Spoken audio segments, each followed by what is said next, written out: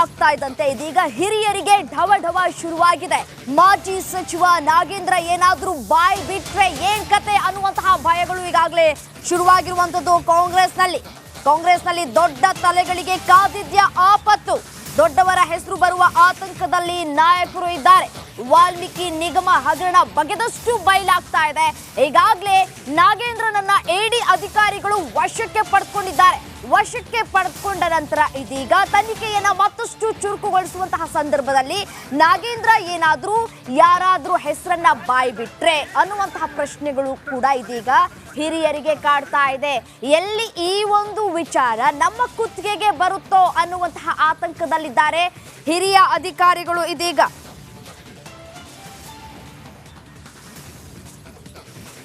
ಇದೇ ವಿಚಾರಕ್ಕೆ ಸಂಬಂಧಪಟ್ಟಂತೆ ಮತ್ತಷ್ಟು ಡೀಟೇಲ್ಸ್ ಕೊಡ್ತಾ ಹೋಗ್ತಾರೆ ನನ್ನ ಕಲೀಗ್ ಬಸವರಾಜ್ ನೇರ ಸಂಪರ್ಕದಲ್ಲಿದ್ದಾರೆ. ಎಸ್ಎನು ಬಸವರಾಜ್, ಇದೀಗ ಈ ನಾಗೇಂದ್ರ ಅವ್ರನ್ನ ವಶಕ್ಕೆ ಪಡೆದುಕೊಳ್ತಾ ಇದ್ದಂತಹ ಬೆನ್ನಲ್ಲೇ ಇದೀಗ ಹಿರಿಯರಿಗೆ ಡವಾಡವ ಶುರುವಾಗಿರುವಂತದ್ದು.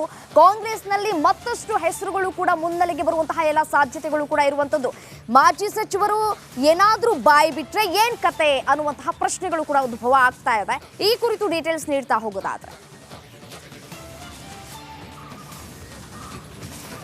ರಮ್ಯ, ಖಂಡಿತವಾಗೂ ಈ ವಾಲ್ಮೀಕಿ ನಿಗಮದ ಹಗರಣ ಏನಿದೆಯಲ್ಲ, ಇದು ಕಾಂಗ್ರೆಸ್ ಪಕ್ಷಕ್ಕೂ ಸುತ್ತಕೊಳ್ಳುತ್ತೆ ಅನ್ನುವಂಥ ಒಂದಷ್ಟು ಪ್ರಮುಖವಾದಂಥ ವಿಷಯಗಳು ಚರ್ಚೆ ಆಗ್ತದೆ. ಯಾಕಂದರೆ ಈ ಸರ್ಕಾರದಲ್ಲಿದ್ದಂಥ ಹಣ ಅಂತಾರಾಜ್ಯವಾಗಿ ತೆಲಂಗಾಣಕ್ಕೆ ವರ್ಗಾವಣೆ ಆಗಿ ಅಲ್ಲಿಯ ತೆಲಂಗಾಣ ಚುನಾವಣೆಗೆ ಬಳಕೆ ಆಗಿದೆ ಅನ್ನುವಂಥ ಗಂಭೀರವಾದಂಥ ಆರೋಪನ ಬಿಜೆಪಿ ಮಾಡ್ತಾ ಇತ್ತು. ಮತ್ತು ಈಗ SIT ತನಿಖೆ ರಚನೆ ಆಗಿತ್ತು, ಅದನ್ನು ಓವರ್ಟೇಕ್ ಮಾಡಿ ಈಗ ಇಡಿ ಮತ್ತು CBI ತನಿಖೆ ಮಾಡ್ತಾ ಇರೋದ್ರಿಂದ ಈ ಹಣ ಯಾರಿಗೆ ಒಂದಷ್ಟು ವರ್ಗಾವಣೆ ಆಗಿತ್ತು, ಈ ಹಣವನ್ನು ಎಲ್ಲಿ ಬಳಸ್ಕೊಳ್ಳಲಾಗಿತ್ತು ಅನ್ನುವಂಥ ಗಂಭೀರವಾದಂಥ ತನಿಖೆ ನಡೀತಾ ಇದೆ. ಅದರ ಜೊತೆಗೆ ಈ ಒಂದು ವರ್ಗಾವಣೆ ಯಾರ ಸೂಚನೆ ಮೂಲಕ ಆಗಿತ್ತು, ಅದು ಕಾಂಗ್ರೆಸ್ ಪಕ್ಷದ ಸೂಚನೆಯಲ್ಲಿ ಆಗಿದ್ರೆ ಹೈಕಮಾಂಡ್ ನಾಯಕರು ಯಾರಾದರೂ ಇದ್ರೆ, ರಾಜ್ಯ ನಾಯಕರು ಯಾರಾದ್ರೂ ಇದ್ರೆ ಈ ಒಂದು ಹಣವನ್ನು ಬಳಸ್ಕೊಳ್ಳೋದಕ್ಕೆ ಅನ್ನುವಂಥದ್ದು ಆಯಾಮಗಳಲ್ಲೂ ಕೂಡ ತನಿಖೆ ಆಗ್ತಾ ಇದೆ.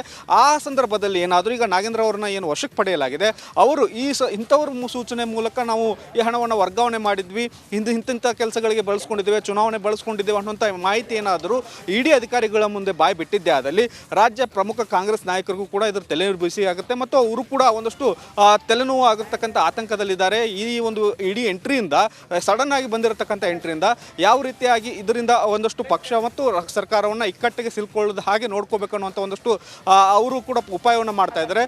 ಜೊತೆಗೆ ಇಡಿ ಮತ್ತು CBI ದಾಳಿ ಮೂಲಕ ಈ ಒಂದು ಕೇಂದ್ರ ಸರ್ಕಾರ ರಾಜಕೀಯವಾಗಿ ಕಾಂಗ್ರೆಸ್ ಸರ್ಕಾರದ ಮೇಲೆ ದಾಳಿ ಮಾಡ್ತಾ ಇದೆ ಅನ್ನುವಂಥ ಆರೋಪವನ್ನು ನಿನ್ನೆ DCM DK ಶಿವಕುಮಾರ್ ಅವರು ಮಾಡಿದರು.